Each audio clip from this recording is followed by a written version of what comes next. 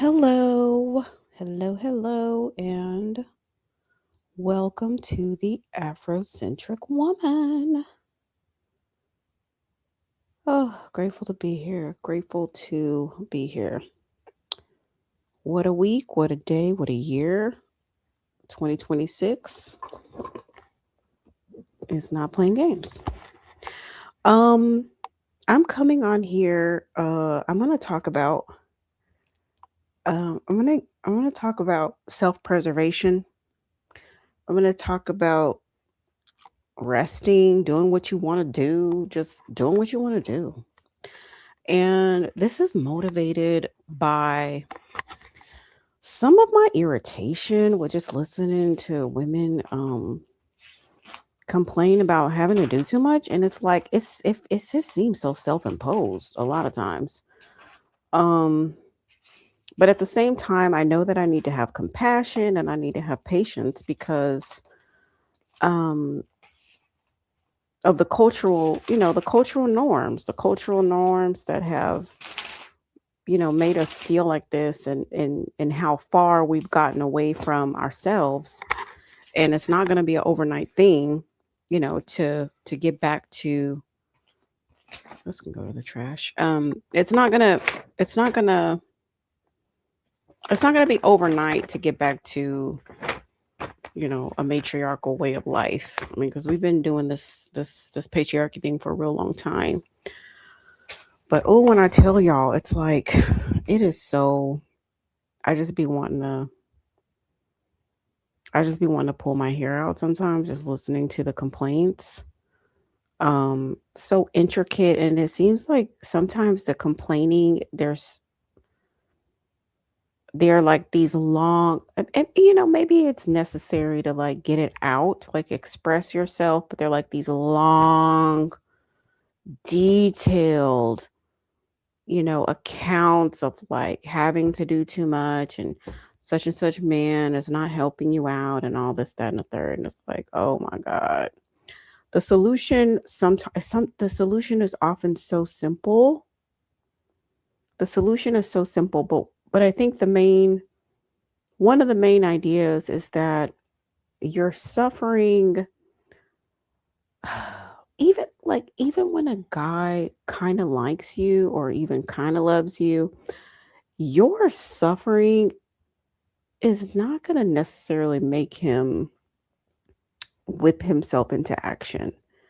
You know, like there's it just doesn't work. So, simply needing help is not enough to get the help in a lot of time, a lot of ways. And I think that we're just so far away from ourselves that we don't know how to maneuver the world. We don't know how to maneuver them. We don't know how to get what we want. We don't know how to take care of ourselves. And it makes so much resentment. Because even when I was a pick me back in the day, I did peep the resentment trap. It's like a man will watch the football game, have some beers, take a nap. He doesn't care that the dishes are full of is full of dishes. The sink is full of dishes. He don't care. That's not bothering him. That's not going to make him stay up at night. It doesn't bother him that the laundry's overflowing. It doesn't bother him that the yard needs to be cut. It doesn't bother him that the kid's nose is snotty and they need to change their clothes or their diaper dirty. Well, maybe the dirty diaper, but like he's still gonna take his nap and feel no ways about it. And women will try to cut the grass, wash the dishes, take out the trash, clean the floors, organize this, do loads of laundry, and then resent him for taking a nap. When a good solution would have been for you to take a nap. Why didn't you just take a nap too? Because you tired, Like, I don't know. And sometimes when they're writing these long messages about like all the injustices going on in their home, it's like, do you need me to tell you you have permission to rest? Like, do you need God to tell you? Do you need man, husband, boyfriend, insert title, fiance, insert title to tell you to rest? Do you need somebody? Do you need Santa Claus to tell you to rest? Who needs to give you permission? I seriously thought, I don't know how the logistics of this, but I seriously thought about making a certificate that says permission to rest, permission to do what the fuck you want to do, permission to insert whatever it is, go to the spa, go get your nails done, permission to go to Cancun by yourself, leave the kids, permission to take your PTO, permission to do whatever, and like just make it downloadable, and you can just go on there and download it and then print it out and you can just have it and then do whatever you want to with it. Like anytime you need, whip it out. If you can't give yourself permission, then I'm right now, I'm giving you blanket permission. I'm giving you blanket permission to rest and do whatever it is that you want. And I invite you to give yourself permission to do whatever it is that you want. Because don't let your house kill you, basically, is what I'm saying. Don't let your house kill you. Don't let your kids kill you. Don't let your husband kill you. Don't let the world kill you. Take care of yourself. That's what I'm saying. And that seems like a foreign concept for a lot of women. Like it just seems like a foreign concept. Like it's just what it's just it's like it's there, they see it, maybe it's a possibility, but it's out of reach. Some of this advice that I knew I wanted to give, because I thought about this earlier today and I even wrote down a couple of notes. Excuse me. I even wrote down a couple of notes. Some of this advice is for myself. Some of this advice is for me to listen to and absorb as I enter into different phases of life. I have to keep reminding myself of these things. And I have to remember to use my creative energy, to use my creativity, my intuition, my spirituality to create pathways to take care of myself.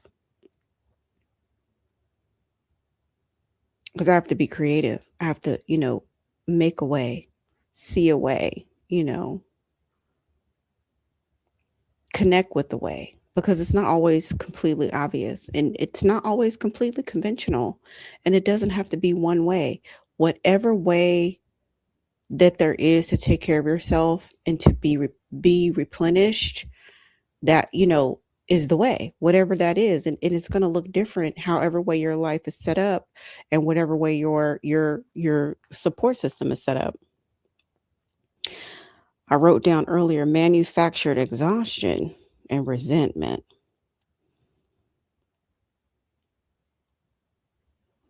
Yeah, manufactured exhaustion, because it just feels like there's so many women who just it seems like they architect their lives in an unsustainable way. And I'm not saying I'm not downplaying how difficult modern society is, navigating work, school, professional development, social life, children, family, friends. I'm not I'm not downplaying that at all. But to some degree, you have to accept that you are the architect of your life. And you really do have a lot of autonomy, and you really do have a lot of um, agency in creating a life that works for you. If you are constantly exhausted, upset, not feeling fulfilled, sick, tired, fatigued, feeling neglected, unwanted, in a bad relationship, you know, you can set up a different way for yourself. That is not your fate. It is not inevitable. You can architect a different life. I want to tell you some advice, and this is, these are things that I plan on telling my daughter, as as she grows up and gets older. I give her information that's age appropriate, but I'm going to give her all the game I possibly can. She knows what's up.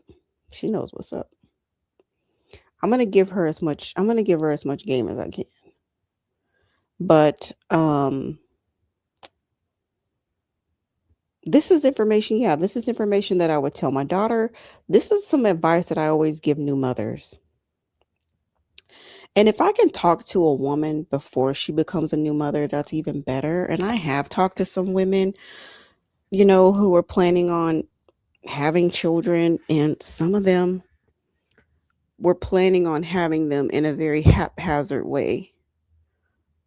Um, One thing I can tell you is that if you're with the man and he likes you and he thinks you're cute and you think he's cute and maybe you kind of love him and maybe he kind of loves you, that is not a reason to have a child. You're not ready to have a child. Um, and so I say all this because a lot of the women, excuse me, who complain about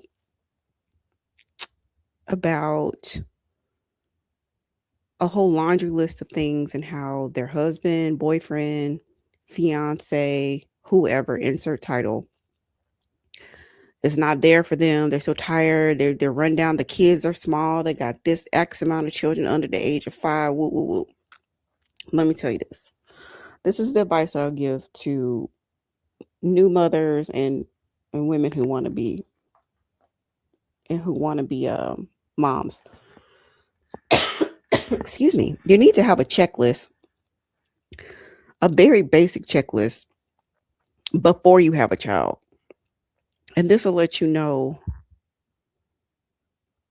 can you proceed? This is not an exhaustive list, but this is sort of your preliminary list to know, is your life set up to have a child? Are you choosing to be with someone who can support you and the child, right? Okay, so you need to have like PPO insurance, a really good insurance plan, or at least $100,000 in cash to pay for all the birthing stuff. If you're gonna pay for cash, I mean, if you're gonna pay for all the birthing stuff with cash, you probably need like 100,000. That's in today's time. Who knows what inflation, what that's going to be? Or you need to be able to go travel to somewhere like Europe or Canada or something like that and have, like, if you're with somebody who has dual citizenship somewhere, like, you know, maybe in Scandinavia or Australia or Canada or somewhere like that where they have good maternity care and it's going to be very affordable, or because they have dual citizenship, you would be able to use the state benefits. Other than that, if you're having your child in the United States, you're either going to need an amazing uh insurance plan, or you're going to need at least $100,000 cash to pay for all the various different labor stuff, your doctor visits and your scans and all of that. And that's if you're having like a regular pregnancy. That's not a high risk pregnancy. If you're having a high risk pregnancy, you're going to need more money than that. But if you're on Medicaid, if you're in a situation where you're with a guy who wants you to be on Medicaid, you don't need to have a child. I'm not trying to child shame or poor shame or anything like that. I'm just saying, I'm just keeping it real. I'm just giving you advice that I would give my own daughter or sister. Just don't do it, because that's an indication. It's not like if you're on Medicaid, you're a bad person. I'm not saying that. I'm saying that if you're in a situation where you have to be on Medicaid and you with a grown man laying next to you and huffing and puffing on you, you don't need to have a child. I'm not saying don't have fun and huff and puff, but don't bring no child into that situation because you're not ready. That's what I'm saying. You're not ready. Okay, the next thing you need is if you haven't had a child, get a fertility check. A lot of times Black women, we do have worse maternal mortality and morbidity. We have more complications sometimes in our pregnancy, sometimes because we're getting pregnant and we don't even know what's going on with our own body. I've seen people who know they're sick and still get pregnant, know their blood pressure is not controlled, get pregnant. They're already overweight, get pregnant, or just not, getting regular pap smears and regular, gynecology appointments and stuff like that to know what's going on with your body, and just like, oh, I'm just going to get pregnant. And it's like, no, get a fertility check and ask questions beyond what they're going to tell you, because sometimes they're just doing an overall like, all right, yeah. A lot of times doctors will tell you, well, why don't you just try to get pregnant naturally? And if it doesn't work in 6 months, come back and then I'll do the scan. Don't let them do that to you. I've talked to so many women where doctors do that. They'll tell them, oh, yeah, just try naturally. Y'all go and have fun. And then if it doesn't work in 6 months or 1 year, then come back to me and then we'll do all your fertility. No, get that stuff from the beginning. Check your fallopian tubes. Make sure you don't have any blockages that can prevent you having an ectopic pregnancy. Check your fallopian tubes. See if you have any fibroids. See if you have any cysts.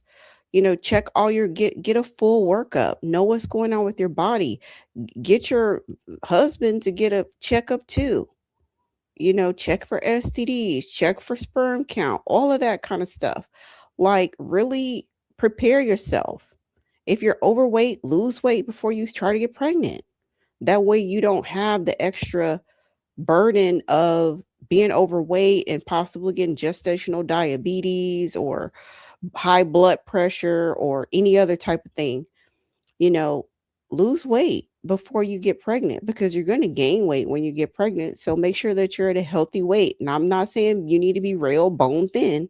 I'm just saying you need to be at a healthy, normal weight if you can. I mean, it's like if you're actually being intentional about your life, because this is going to set you up for success, not only for, oh, I just want to get pregnant right now. This is going to set you up for success in the future. This is going to tip the odds of you having a healthy pregnancy.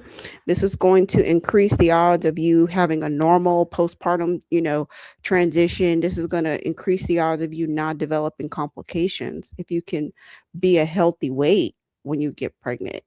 Get a fertility and wellness exam before you get pregnant and go beyond the the basics of what they may be trying to give you and probe and ask more questions and ask for additional testing, so that you can catch anything that you can prevent or remedy before you get pregnant. Um, Make sure you have life insurance, and then make sure that your husband has an adequate life insurance policy that can cover you and the child should something happen to him. Make sure you have disability insurance on him so that if he gets hurt and he was paying all the bills, that your life will not be interrupted if he, falls down at work, gets into a car wreck or whatever the case may be, and has to be disabled, that you're not going to have to rush off after you just had a baby and try to go back to work and be stressed out. Um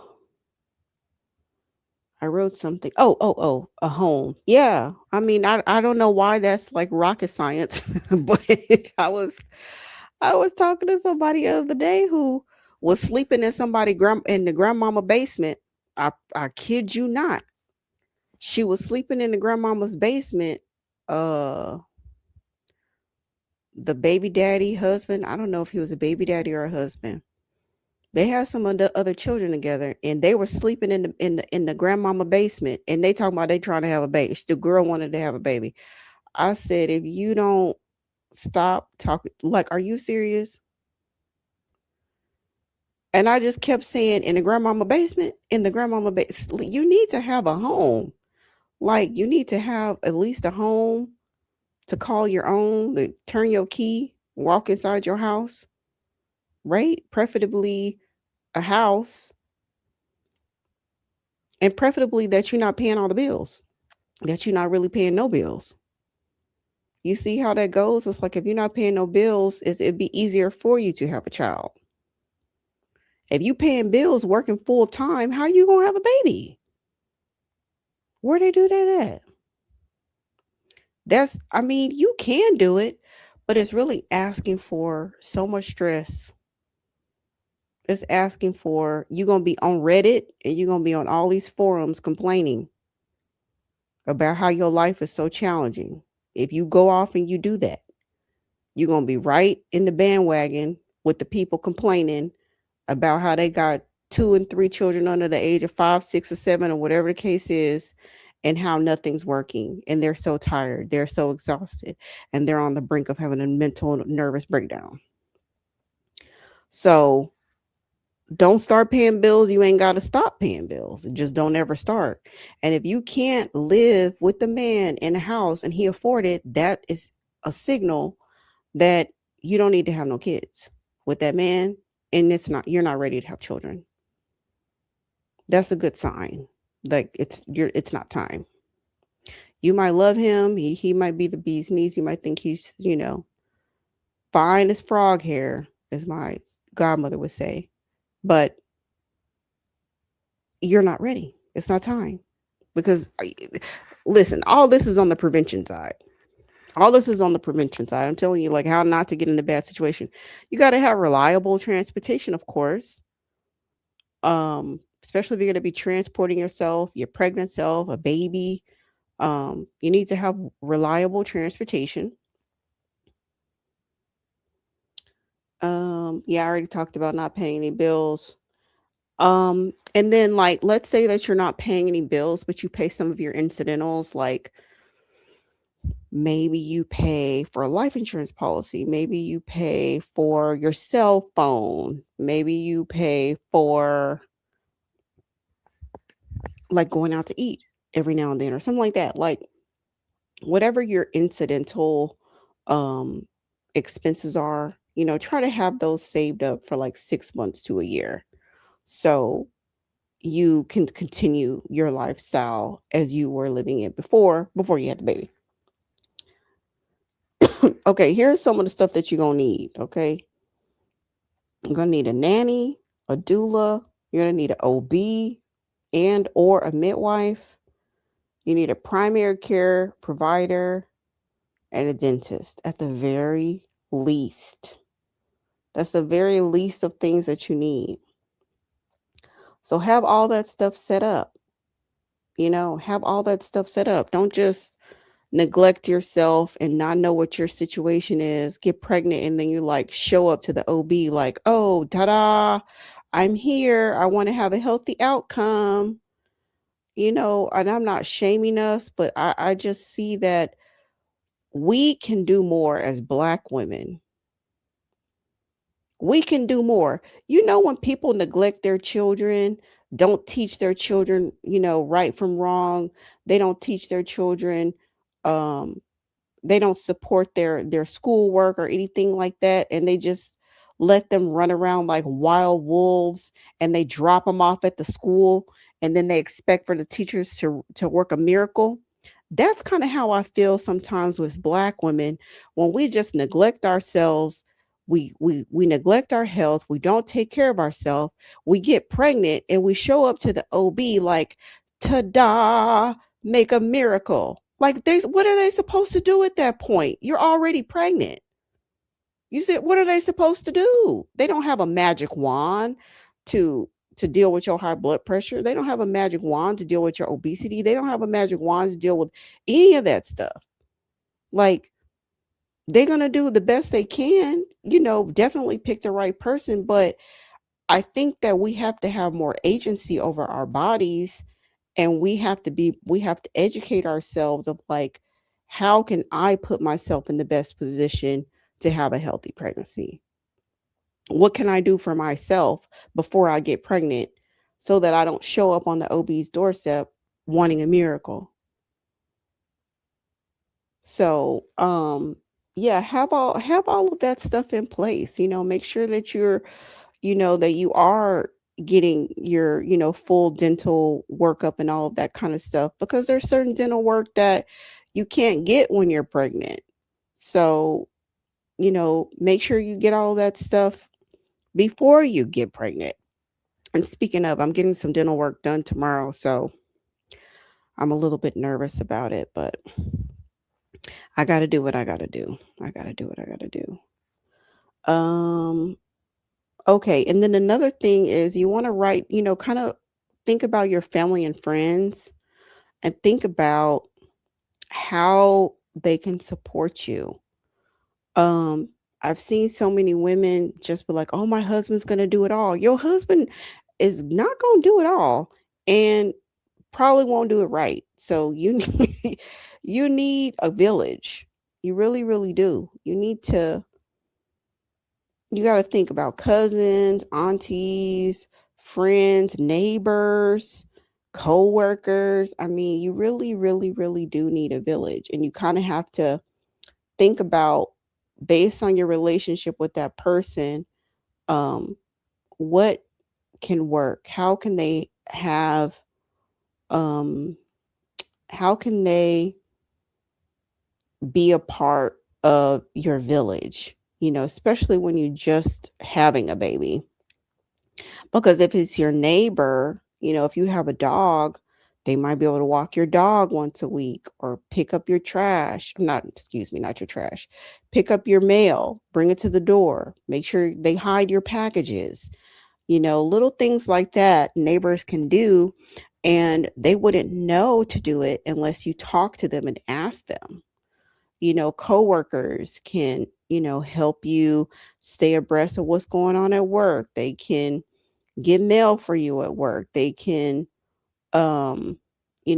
coordinate something at your job, like a baby shower, or come by and check on you and those kinds of things. But again, they wouldn't know unless you let them know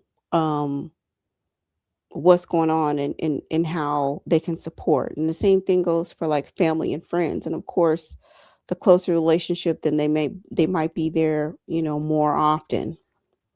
I didn't know I was going to spend so much time on pregnancy, but that's what I did. But I mean, I do think it's very important to think about these things before you even get pregnant and put these things in place, because I promise you a lot of those long posts about how miserable women are, a lot of that could be have been avoided if they with proper planning. And a lot of times the plan would have been just don't have a baby with that guy. Like sometimes I feel like 90% of the time that's probably going to be the best solution, is just that's not the right guy to be having no baby with. You're not ready. The situation is not right. But I think it's really important to be intentional about your life, and we don't just like, oh, boop, I'm pregnant. It's not like, oh, this just happened, but that we are intentional, you know, that we are actually bringing forth the situation that we actually want. And we actually think through, what do I need to be my best in this situation? Not just like, let me just get through this any type of way, and like the baby will make everything better because babies are cute and wonderful. Um, Babies are cute and wonderful, but babies cannot fix a broken situation, and babies cannot fix an inadequate situation. The only thing babies do is stress a foundation, and they stress and they stretch you as a mother emotionally, physically, mentally. They stretch you. You're sleep deprived, you're tired, your body is totally transformed. You basically almost die trying to have them, whether it's vaginally or by C-section. You feel like you're on the brink of death. All of these things happen. And it stresses you, and it stresses the relationship. It stresses the foundation. So if you have a shaky foundation, you see what can happen. It just can shatter. Everything can just really blow up and just fall apart if the foundation is not strong. And it's not just love, googly eyes. It is all of the things that I just mentioned and so much more. Um, I'll give you a little story and then I'll bring it back to this. I've been chatting with this guy online for the past couple of days. Um, I'm giving him the side eye, and I'm not really interested. I'm not impressed at all. We had one conversation and I wasn't impressed. I don't like guys who are overly familiar with me too quickly. Um, I just don't like that. What are you trying to do here? Where are you trying to go? Kind of a thing. And I just don't like that. And so I kind of felt like there was a little bit of that going on. As well as just I just don't think that he was as buttoned up and as, trying to, he just seemed overly familiar. And so we were chatting, and then he invites me to Outback Steakhouse, which I would never go to anyway. I don't know. I see Outback Steakhouse like a Chili's or something. I don't that's not a nice it's not a nice restaurant to me. It's just like a Chipotle. Like, I see Outback like Chipotle. I just don't think that's appropriate for a date, a first date. And so he's like, "Come to Outback Steakhouse," and it was like way like 45 minutes from my house. And I'm like, "No." And I was like, "No, you can come to my city." And then he was like, "Oh no, it's in this city and it's right off the highway." And I'm like, "Okay, well, for initial dating, I do it around in this neighborhood, around over here." And he unmatched me. And it's a blessing because he he eliminated himself, right? So I don't even have to block him. He unmatched me because I'm not pretty enough or desirable enough. I'm not his dream girl, right? So a lot of times a guy, if you're convenient, like, y'all remember that pastor that was with that woman and he had cheated on that woman and everything else like that? And they were like, "Well, why are you even," he kept saying that the woman, his wife, wasn't his type. She wasn't his type, blah blah blah. And then the host was like, "Well, why did you get with her?" And he said, "Well, she lived around the corner." You know what I mean? Like, he ended up marrying her and being with her because she lived around the corner, because she was convenient. He don't he and that's why throughout that relationship he dogged her out, because mainly because he's an ass, but also because she wasn't his dream girl. She didn't have any standards. She didn't make him work for it. She did not require him to treat her a certain way. She accepted whatever, treatment he gave out, and he didn't like her. She was convenient, and it was just like, you know, anyway, I say all that to say this guy didn't want to put any effort into dating me. He just wanted me to like go to a cheap restaurant near his home. And he therefore eliminated himself. The important thing to know about this when it comes to setting up your life, whether you're going to be with a man to cohabitate with, to have children with, to be with in any type of way, it's very important from the very beginning to establish that he needs to work to be with you. Because you even need to know if he's willing to do it. If he won't drive 45 minutes to see you, what makes you think he's going to wake up at 2 a.m. to change a baby's diaper? There's so many women who are disillusioned. They think that a baby will transform you. A baby will ignite a maternal fire inside of you. You will be reborn. When the baby is born, so are you. You're reborn. You are a totally different entity after you have that child. That does not necessarily translate to men. Some men it does, but for a lot of men it does not. The only way, a lot of times, the love for the child is an overflow of the love of the woman. And I hate to say it, but it's true. The love for the child is an overflow of the love of the woman. And his capacity to love you and care for you demonstrates his capacity to love someone outside of himself. A lot of times women have never tested this in a man. They never test it. And that's why so many times, do you know the biggest time of domestic violence well, you know when domestic violence starts? And this blew my mind when I found this statistic.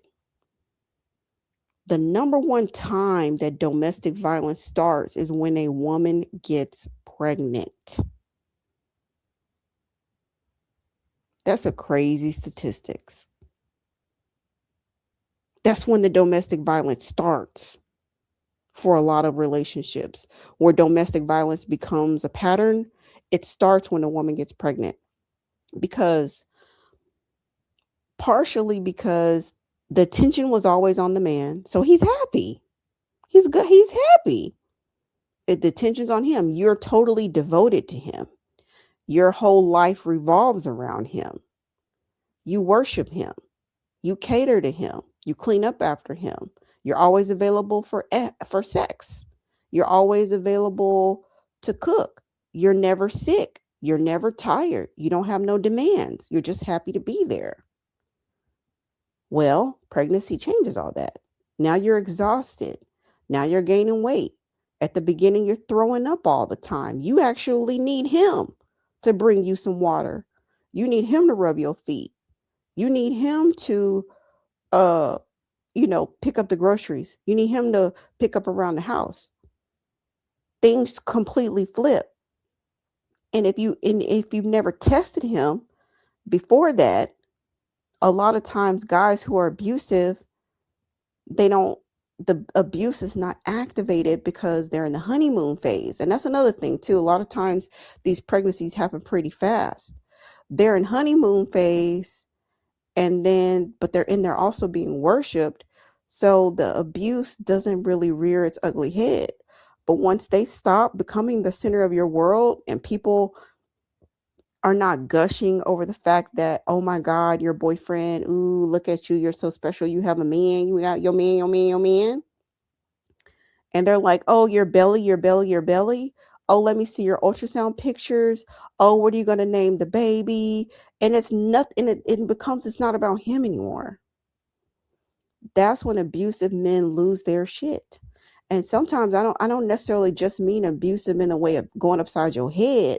Sometimes it's financial abuse, sometimes it's neglect, sometimes it's weaponized incompetence, sometimes it is uh you know withholding. It's just there could be a lot of different ways that they could start abusing you, but when you become pregnant is when you see it. So even on a less severe level, you need to know his capacity to be of service because that's what fatherhood is really about. It's about being of service to women and children. And if you don't give him an opportunity to show you that, you don't know what you're getting yourself into. You're wishing upon a star that he's going to be a good husband and a good father, or you're wishing upon a star he's going to be a good father. If you don't give yourself a chance to see that, you're setting yourself up for failure. And when I say you, I don't necessarily mean you. I could just mean women in general. Maybe I'm not talking to you. Maybe I'm talking to you. Maybe I'm talking to the friend. Maybe the girl sitting next to you. But this is advice that I will give my own daughter. Let him show you. You don't have, if you can have some evidence, that's more valuable than wishes and hoping. If you can get some evidence that he can be of service because he's been of service to you. You've gone through 4 seasons with him. You've had the flu and he took care of you. You got COVID, he took care of you. You know, you had your period. He's able to like be patient with you and take care of you. Those are the types of situations that you want to see because before you get pregnant. Does he have the ability to do that? That way you get hard evidence that's going to tip the scales. Now, will you know 100% that he's going to be a great father? No, but at least you have some evidence. At least you're going down the right path. If you're just good timing, going to the club or he rolls to your house and y'all roll around in the bed and you go to his house and y'all roll around in the bed and y'all go to out of town and roll around in the bed and you have no evidence that he's a good father. Zero. All you know is that he's good at rolling around in the bed. But if you present him with a bill, can he pay it? Because if he can pay your bills now, when the midwife bill comes, he can pay that too without cussing you out. If he cussing you out over a cell phone bill and resentful about a cell phone bill, don't want to pay the rent, how are you going to take maternity leave? You see what I'm saying?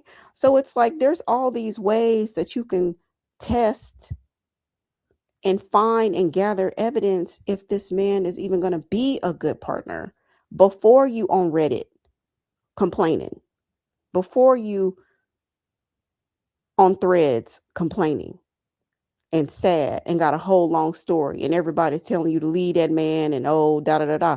You can really set yourself up to where you don't have to be in that situation. Of course, leave if you're already in the situation, assess your situation, see if you can get out. But I'm really interested in putting forth information on the preventative side. That way young women not only know, oh, don't be abused. Well, that's only half the advice. How is she going to not be abused? Don't get with a man that's going to, use you. Okay, but how is she going to do that? How do you navigate? How do you actually implement that advice? How do you actually how do you actually get the outcome? That's what I'm interested in sharing. And I know it's very like, I mean, I went into a lot of information about what to do before you get pregnant, but I feel like women need to know this. Women need to know this before you get pregnant. So you're not on the other side of it trying to get out with the babies, you know, and you've already like linked yourself to this situation forever.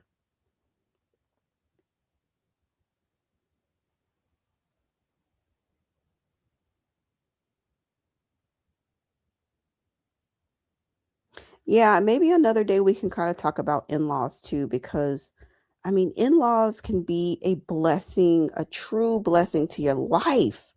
Like the best scenario that you could ever have is to have two sets of loving, doting grandparents for your children.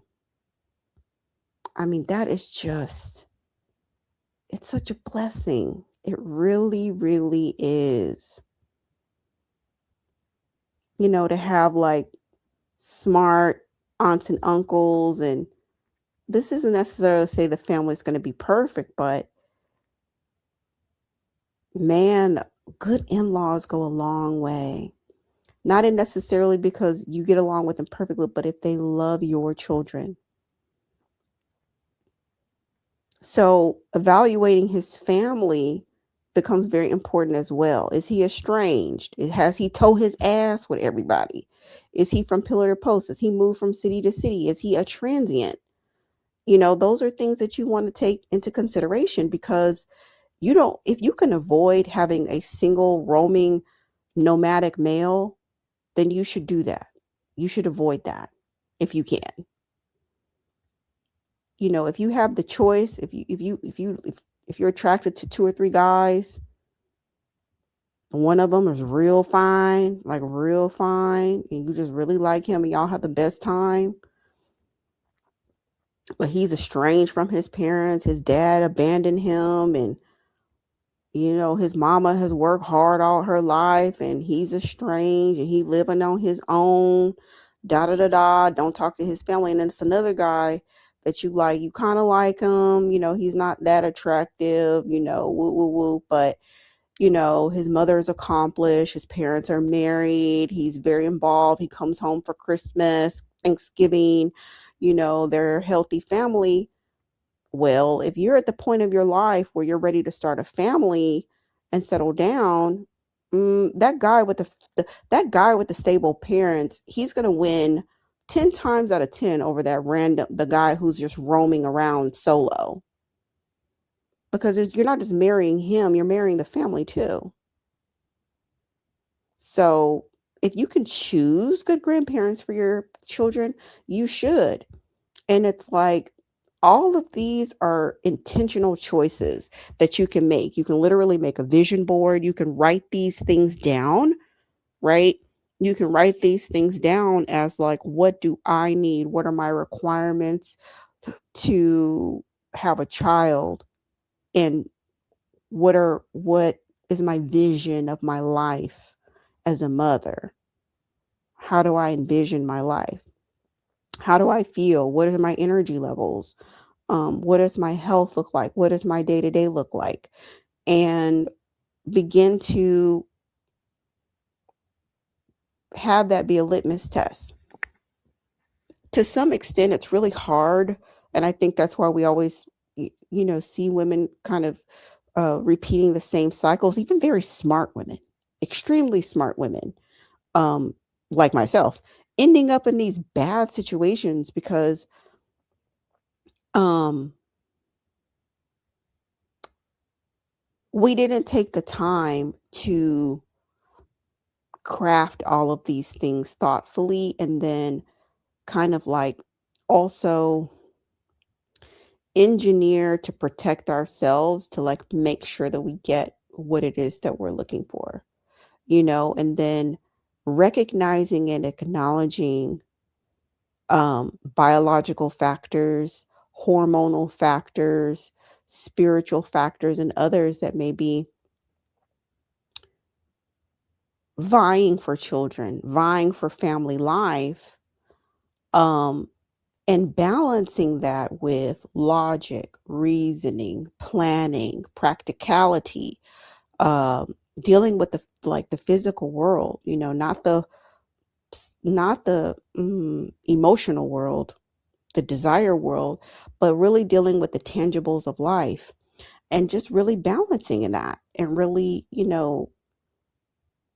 hedging, you know, that with the practical things of life. And when you're not in the throes of passion um, or in, ovulating and stuff like that, where your mind is kind of hijacked by biology, that you engineer a way that kind of is a fail proof that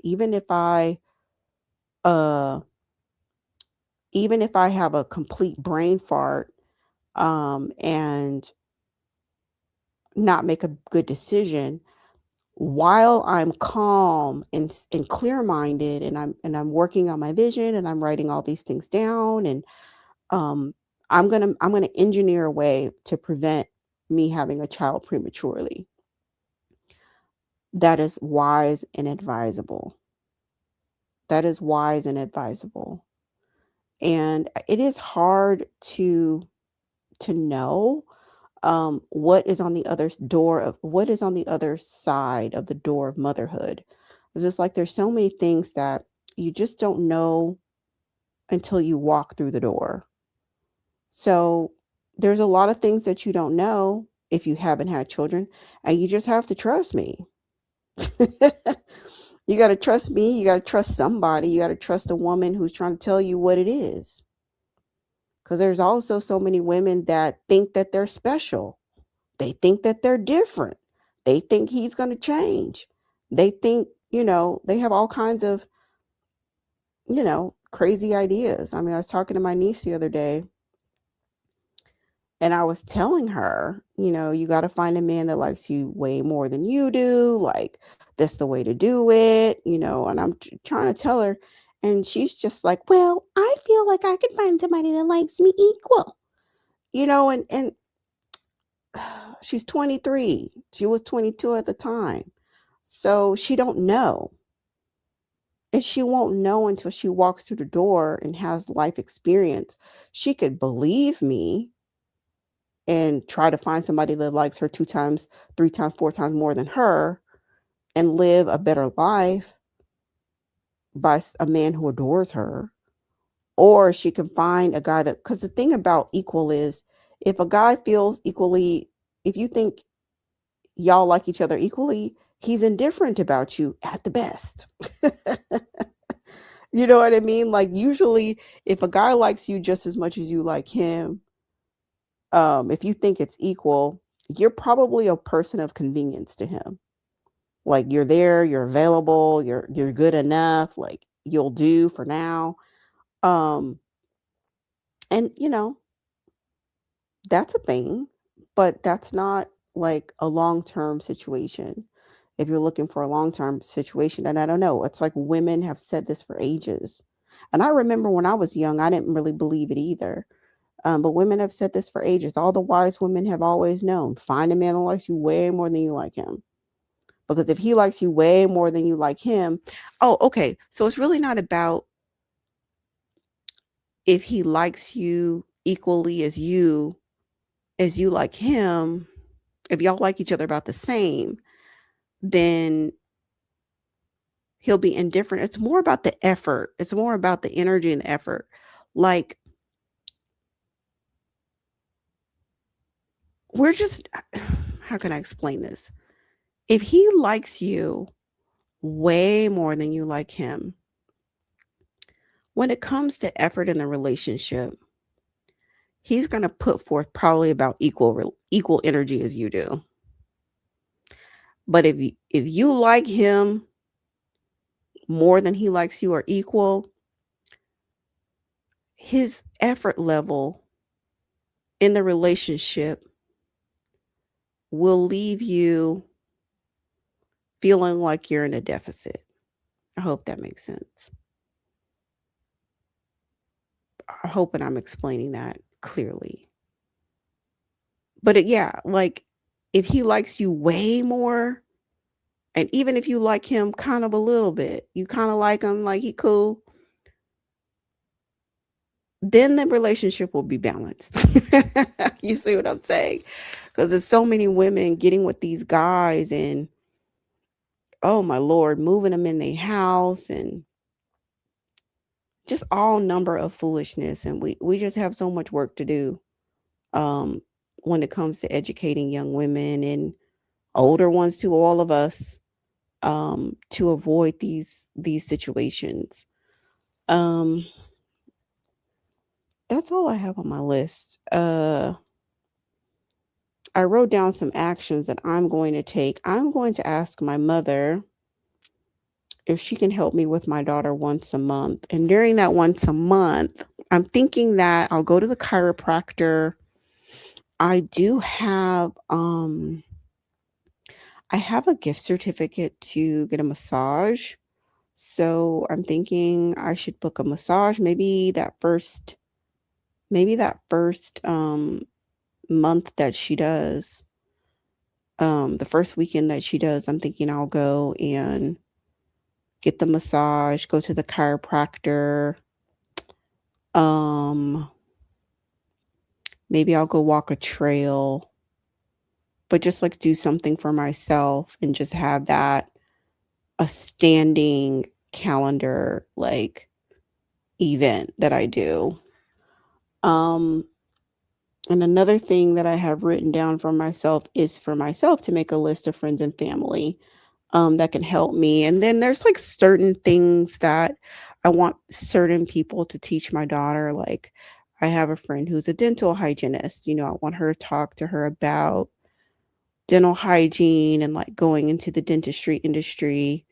Um, I have a friend who's an attorney and want her to talk to her about that. I have a friend that sells insurance.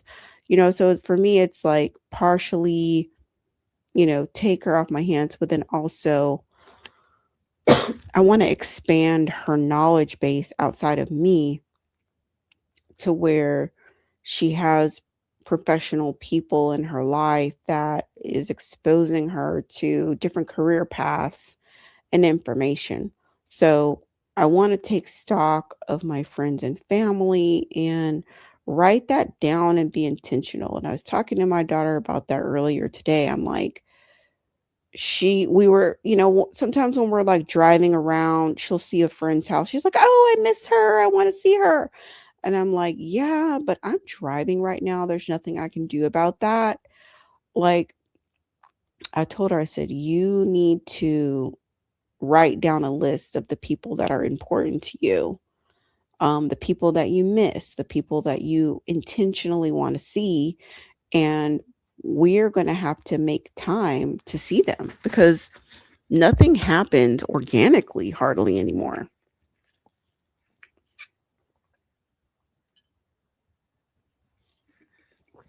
I had to take a water break. Gosh, I'm coughing so much. Hardly anything happens organically. Most everything you have to orchestrate, you have to intentionally plan, you have to really make it happen. So, um, that's what I told her to do. I'm like, you need to write them down. We're going to have to make a plan to see these people. I'm giving that advice to her. I'm giving that advice to you, and I'm giving that advice to myself. I've literally given that advice to myself. Um, some of these stories that I hear online about the women who are so tired because the man did this, the man did that. I remember one story where um, the man didn't like the lady's cooking utensils, so he threw them away because they were silicone, and supposedly that was getting in the food. And I think he replaced them with wood or something. But and also this guy did not cook, and she was like upset on Threads or Reddit or wherever. And what should I do? Oh my god! I'm like, I don't know. Like, this is what I'm doing. I'm getting his credit card and I'm going to Williams and Sonoma or some type of obscure Italian or French cooking boutique, and I'm going to buy everything that was thrown away, top of the line, and I'm going to replace it. And like, that's what I'm going to do. And I'm not going to yell. I'm not going to get upset. I'm going to get the credit card and I'm going to Williams and Sonoma, and I don't think he would ever throw anything away again. Period. He don't want to clean and I'm tired. Let me tell you what I'm going to do. I'm going to get his credit card and I'm going to book a deep cleaning from a cleaning service, and I'm going to pay them up front for like a quarter. Like for 3 months prepaid, no refunds. That's what I'm doing.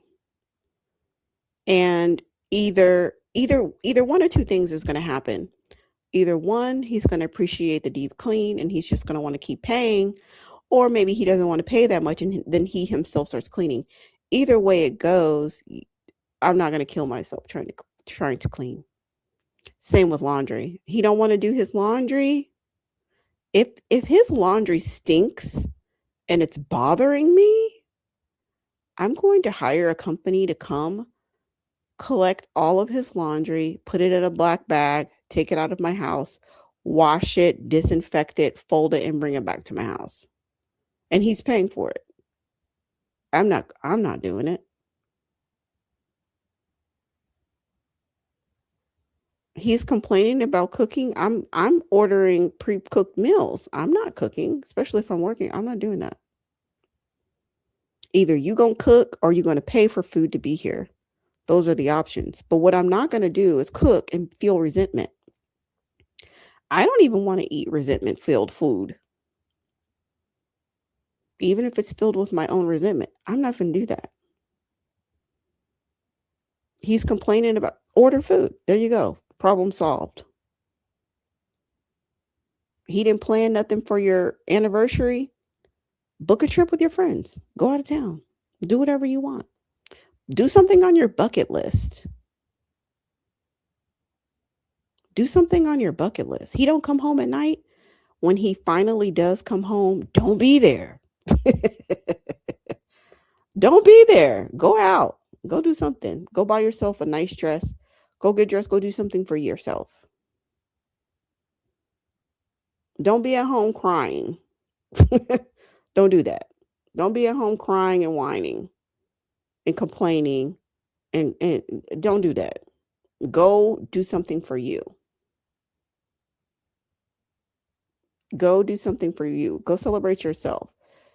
Go do something you've always wanted to do.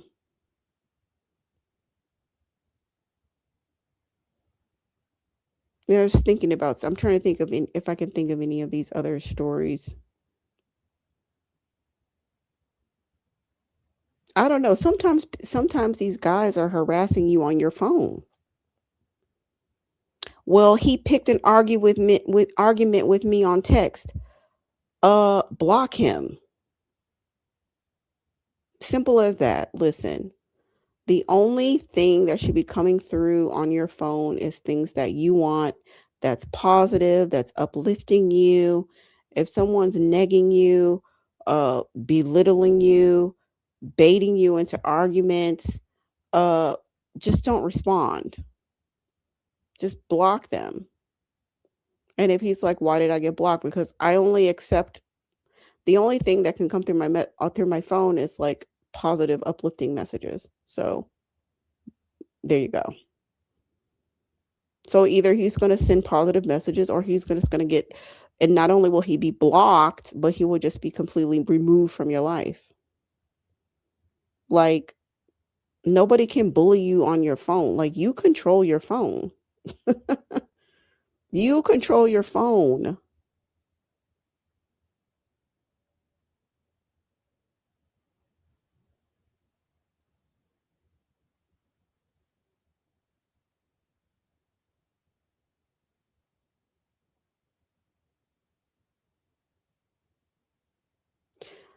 And then the thing with the food, the men eating up all the food, eating up all the groceries, being weird about food. I mean, I don't know. I'm trying to remember what I used to do. I've I've never really been a primary cooker in a relationship, especially like the last this is 2026. So I probably started dating in like 2019, I think. 2019, 2020. So I've been dating for 6 years. So, well, I don't know. I guess you can say really 5 because I haven't really dated in like the last year. So, in those 5 years, I never was the main cooker. I was never the main cook. I've never see, and I think that that's a thing too. Like, don't establish yourself in anything that you don't want to maintain and continue. If you don't want to cook thick or thin, rain or shine, then just don't ever start. Don't ever start because it's hard. It's harder to change dynamics than if you just set them up the right way from the very beginning. Like, cooking should be like, oh my gosh, this is a special treat, but it's not necessarily something that you expect because then they take it for granted and then they become entitled. They become entitled to it. So let it be a special occasion, you know. But I have a hard time empathizing with the women, with the people in the house. Now, the children I do, like the teenage girls who are in the homes with these grown ass men and brothers and stuff, eating up all the food and stuff like that. I mean, it's such a shame that you would have to get a little mini fridge, but you might have to get a mini fridge or figure out how to, buy stuff that they're allergic to, that they hate, salads and just a bunch of healthy food. I don't think they're going to devour your kale or your quinoa, you know what I'm saying? So that might just mean you just have to buy healthy food to avoid them eating it all. But for the ones who are in the relationships, I'm just like, I'm buying chef prepared pre-cooked meals or those pre-assembled meals so that I'm not stressing myself out because that's what I'm not going to do that. And also for those times where you're trying to go somewhere and the guy is not wanting to be with his own children to allow for you to um go and do something, that's kind of a catch 22. I know a lot of women, well, I know a handful of women who don't trust their husbands with their children because they a lot of times these guys don't even know their children. They don't know what the child is allergic to. They don't know, what the child likes. They don't know like how the child behaves when they really need to use the potty. Like they don't know these things. And so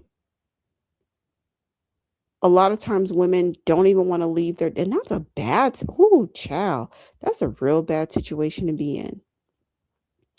That's a real bad situation to be with a man who you cannot leave your child with. That's sad. But if you're in a situation like that, I mean, if you can get his credit card and get a babysitter or take the child somewhere and then go do what you have to do, then I would say do it and go, because a lot of times I think these guys try to use the children to chain the woman to the house as a tactic. And so don't let the guy prevail. Still go and do whatever it is that you need to do and make sure that you look real good when you're doing it. And, hopefully they'll get their act together. Sometimes they're testing boundaries and then you can whip them into shape. Sometimes they're just trash and you just have to bide your time until you can leave the situation. But it's important that after you leave the situation, that you learn the skills to curate the type of life that will be beneficial to you, so that you don't find yourself back in another whole nother remixed situation. New man, same situation. New baby, same situation. Um, yeah, you don't want to put yourself in a situation like that. Um, yeah, that's why I have one kid. One thing that I knew after I had my one child, I knew it pretty quickly after having her. I will never have another child without a nanny. That's what I learned. Oh no, I won't do it. If you can't afford a nanny, don't ask me for a baby.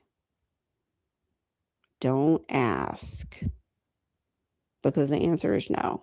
And I've had to say that a couple of times. Because it's just like, yeah, you're cool, like to go out with, and that's fun. I do appreciate the few little gifts here and there. That's nice. But there's a big difference between a steak dinner here and there and a couple of gifts, and being able to support me, my child, a new child, and a nanny's salary. That's totally different. I mean, that's in a different stratosphere. So, yeah, we can hang out and have fun, but I'm not interested in that, because this isn't the right situation for me. This isn't going to be sustainable long term. Okay. I want to do another live on another day. I want to do one on gambling. I had recorded a video, what I thought I'd given a whole live. It was like over an hour long about gambling, but I was not audible. I think that I had not entered the studio. So I just, I mean, I don't remember what I said, but I know it must have been really good. I just went on and on about like gambling. So I do want to do another live about that. And I want to do another live about, I want to do a live about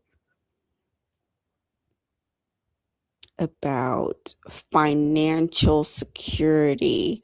I have two videos on financial security for women and girls. This might be the third installment. I don't know if it should be the third installment or a standalone video, but I'm going to be talking about different financial scams and schemes to avoid, because many of them do look very legitimate. And I think that educating on those things and having that conversation is a good part of the holistic view and approach to financial viability, because It's like you got to earn the assets, you got to earn the resources, you have to grow the resources, keep the resources, protect the resources, minimize risk. So there's so many levels to wealth accumulation. And then I believe that that is a part of it as it pertains to the collective of Black women, as we see certain entities targeting Black women. And it's helpful, in my opinion, to have conversation about some of these vehicles, like some of the fintech programs and trading. It's just a lot of, I feel like there's a lot of scams and stuff that we can have conversations about. And yeah, so that's what I that's what's going to be coming up in the horizon. And if you have ideas of topics that you would like to talk about, or topics that you would like me to share about, I am happy to do it. The main message for today is you are the architect of your life. You are the creator of your life. You orchestrate your life. Be intentional with your life. Be the places that you intend to be. Be with the people that you intend to be with. Only do the things that you intend to do. It's okay to rest. It's okay to not to tap out. There's no,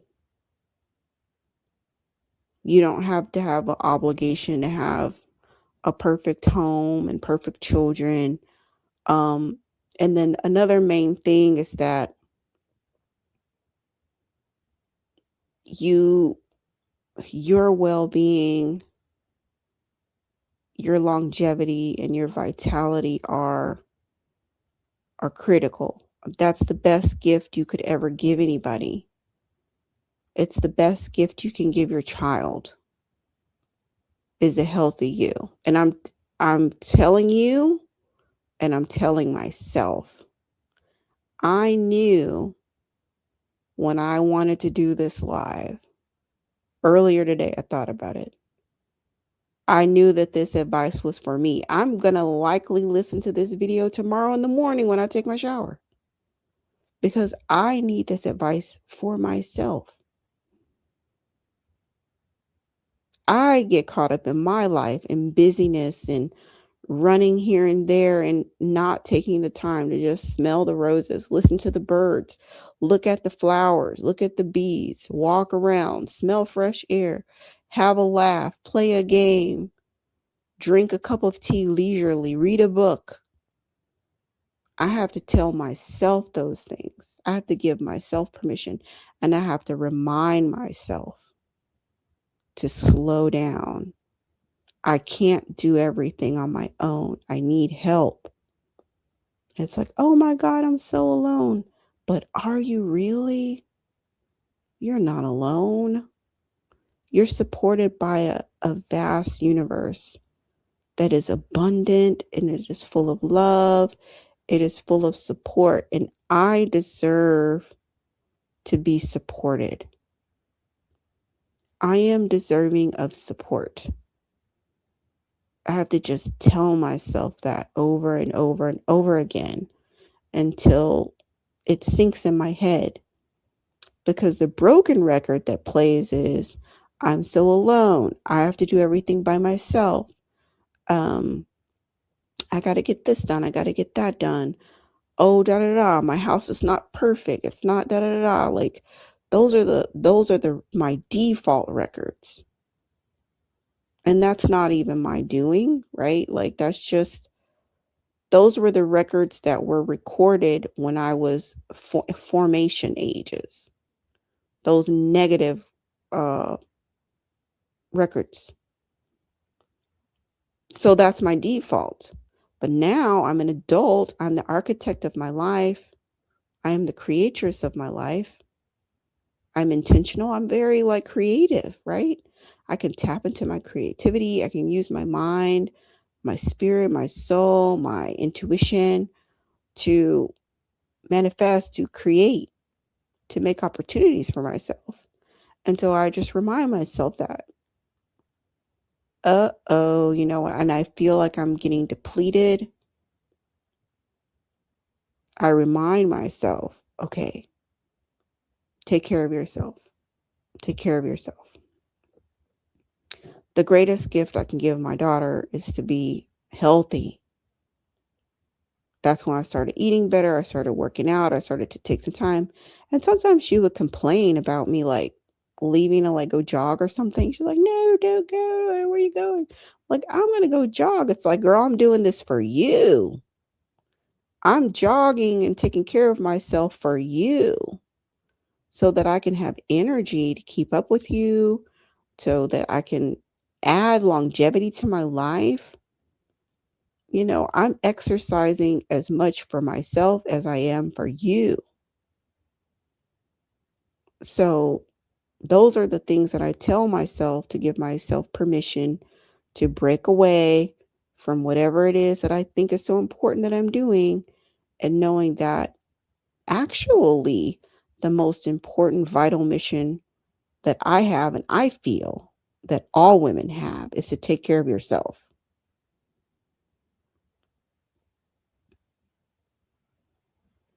It's like what only good things come from women taking care of themselves. Only good things come from that. I can't think of anything bad that comes from a woman taking care of herself. I can't think of anything bad of a woman taking care of herself. I'll tell you some advice I would always give new mothers. I would tell new mothers, usually when you have a baby, you have a vaginal birth. I would say those first 3 days are pretty crazy at home because they're all over the place and you don't even know what time it is. All the days and all the time runs together. You don't really sleep and it's very crazy. Maybe for the first 3 days, the first week, before you can kind of get your bearings a little bit. I always tell new moms, as soon as you get your bearings, I want you to get up in the morning and I want you to take a shower, brush your teeth, and I want you to put moisturizer on your face. And that's like, what? You know, what? I know it sounds so basic, but you know, all the days run together and you don't know when's the last time you had a shower.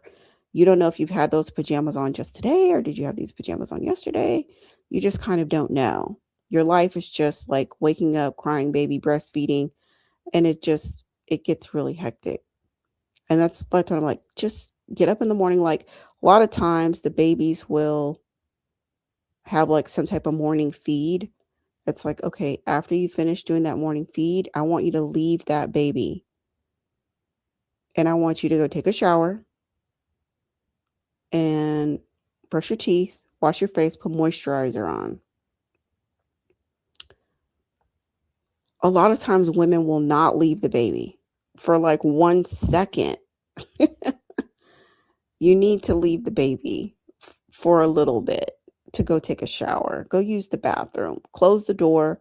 Don't put the baby in the bathroom with you. Like, if the baby's in a bassinet with like no, you know, no toys, no blankets, in a what do you call it? American Pediatric approved, crib or bassinet, the baby will be fine.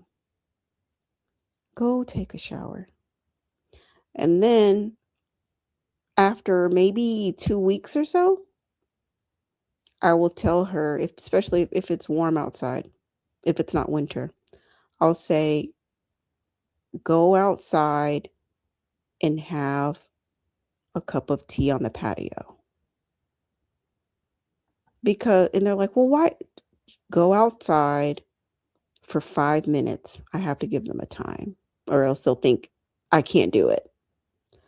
Go outside for 5 minutes, have a cup of tea on the patio. If you want, this is optional. Take a piece of paper or a journal with you and just write down one thing you're grateful for. That's it. You're not really journaling or anything. You're just writing down one thing you're grateful for, and that's it. Just take a breath, enjoy. This does a lot. There's a method to my madness. The reason why I say that is because you really can't leave your house when you have a baby. Um, you're kind of shouldn't do anything for like 6 weeks or so, but you can go outside on the patio. Something about the fresh air, something about the sun, just drinking some tea. Like, what it's establishing is you are still a woman. Yes, you've had this child. You have become a mother, but you are still a woman and you are in need of nourishing your soul. You are in need of body autonomy, like space. You are in need of those things. And to neglect them is to take away from yourself. This is the precursors of how you will continue to develop as a woman when you reclaim these tiny bits of time. Because as a mother of a small child, you don't have a lot of time. No matter how you shake it out, it's limited. You find these pockets of time and you reaffirm to the universe that you are worthy of self-care. You are worthy of rest, of peace, of solace, of you start that process of unenmeshing yourself with the child too. And that takes a long time. Like, I still feel a little bit enmeshed with my child and she's most certainly not an infant. But I notice more and more, like, we're starting to like become like she's starting to become like her own person more and more. And so stepping away is the start of that process in affirming who you are as a woman, and you need time to discover who that woman is. Like, who's the new you? And you can't do that if you always got the baby strapped to you, is what I'm saying. Like, you need time to step away, and then I'm like, okay, the next step is like, I want you to get the baby, put the baby in a stroller, and I want you to walk up to the street and then back. And that's it, you know. And then after you do that, then like walk around your block one time and come home. So there are these little steps that you start to start to take care of yourself. And one of the most important ones is that morning time. So you start off with get up in the morning. And I always tell, like, if you want to go back to sleep, that's fine. Go back to sleep with the baby. Um, that's fine. But when you get up to do that feeding, like, go take your shower. Change. If you could put on some pajamas that you like, put on pajamas that you like. If they can be like pajamas that match, that are cute, that helps boost your mood during the postpartum phase. If you can just have on some comfortable, cute pajamas that match, um, put moisturizer on and, put some oil on your scalp, some moisturizer on your hair.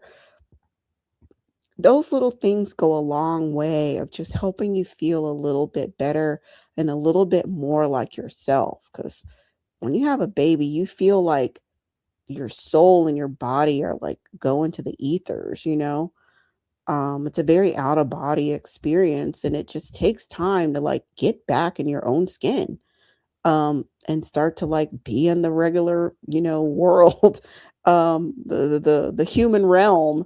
And you just have to be patient and kind with yourself as you make that transition, and just dealing with some physical things like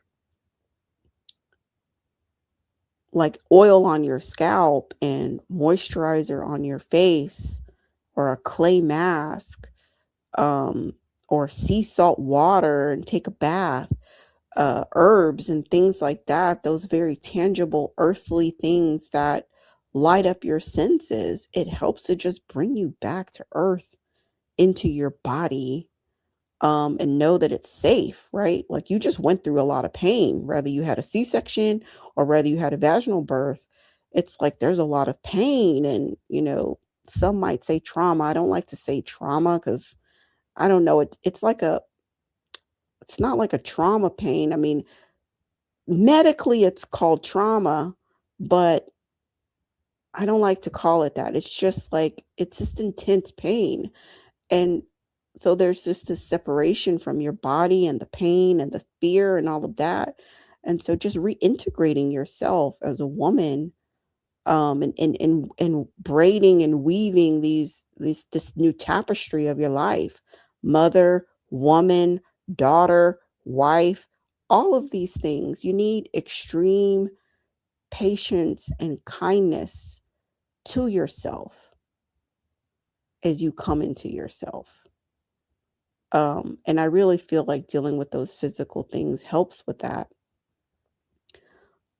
So in the morning, um, to take that shower, like, even if you go back to sleep, that's fine. But just the first thing in the day before you serve anybody else.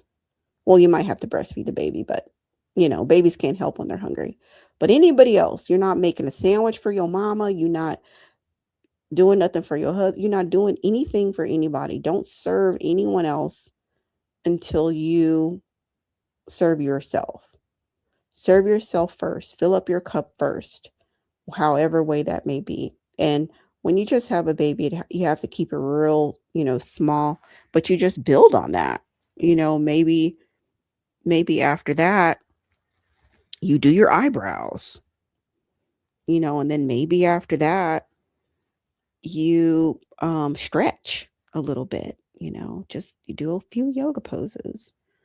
And then maybe after that, maybe you take a walk, or maybe eventually you get up and you're studying for a certification that you want to do, or you are reading a book you like, or you're writing a book that you've always wanted to write, or you're just doing something for yourself in the morning before you serve anybody else. Um, that is a practice that will keep you connected to the self preserving aspect of yourself as a woman first. You're a woman first. You're a woman first, then you're a mother. And this principle will take you far and keep you well if you embrace it and implement it in your life in a way that makes sense to you. Because so many times I see women feeling like they feel obligated to abandon themselves just because they became a mom. They feel a sense of duty to abandon themselves because they are somebody's wife or girlfriend.